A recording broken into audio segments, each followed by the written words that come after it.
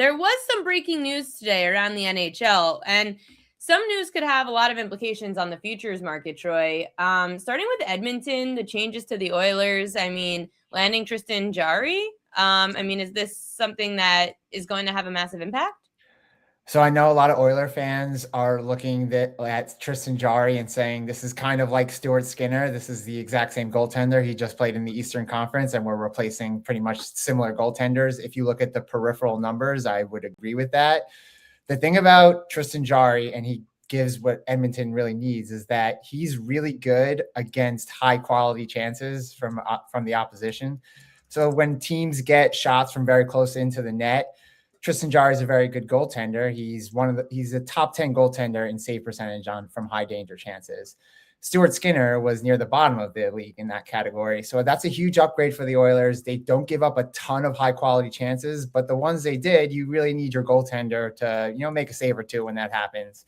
And Tristan Jarry does that, where Stuart Skinner, we've seen him be really, Dr. Jekyll, Mr. Hyde. He could be really good. He could be really bad. He's very inconsistent. Tristan Jarry is maybe a lower ceiling goaltender, but he's still a very quality goaltender, especially against those chances. And he really does improve Edmonton's opportunity in that Western Conference, which I know we'll get to this later. There's a lot of massive trade movement in the Central Division where the Oilers are not. They are in the Pacific. It's going to be a really tight Western Conference, and the Oilers are going to need all the edges they can get. They're finally starting to get healthy, which is really good for them. But yeah, they're going to need quality goaltending going into the heavy slate of their part of their year. What does it say about the Wild's direction winning the Quinn Hughes sweepstakes? Yeah, I love this trade from both sides. Whenever there's a win-win with a trade acquisition, it's really, I think it's really great. For Minnesota, I love that they're all in, right? They're in that Central Division with Colorado, which we've talked about is such a juggernaut. They're such a quality team that could beat you in so many ways. And adding Quinn Hughes to their defense, it really shores up a weakness for the Minnesota Wild. They weren't a great team breaking out of their own zone and creating high-quality chances off the rush. And Quinn Hughes is a one-man breakout himself. He has so much speed. He brings the puck from the defensive zone into the offensive zone and create chances. We saw that in his debut, right? He debuted with the Wild over the weekend.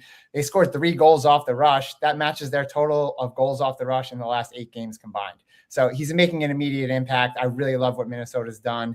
And Vancouver, they got 3 great prospects, all under the age of 25. Vancouver is kind of rebuilding. We saw them dismantle last year with the JT Miller trade.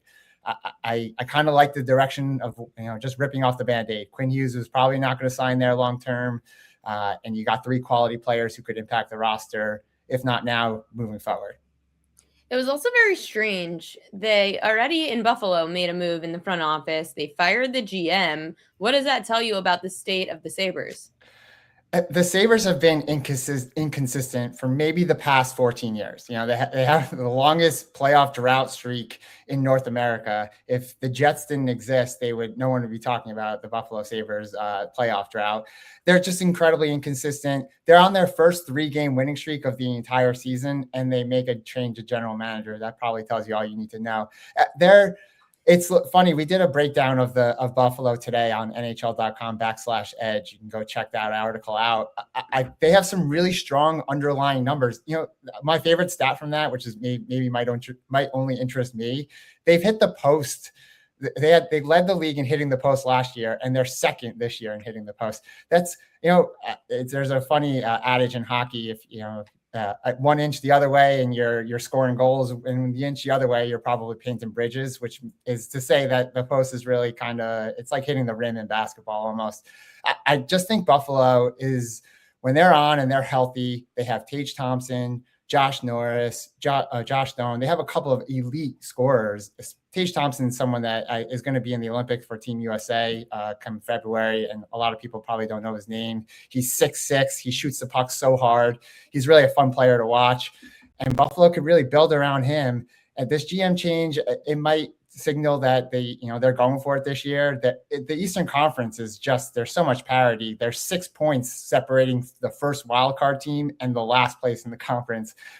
Any team can really win it and go for it. And Buffalo right now, the 3-game winning streak might not be much, but it sure tells you that they have plenty of talent to make a stance and do some really good things in the Eastern Conference.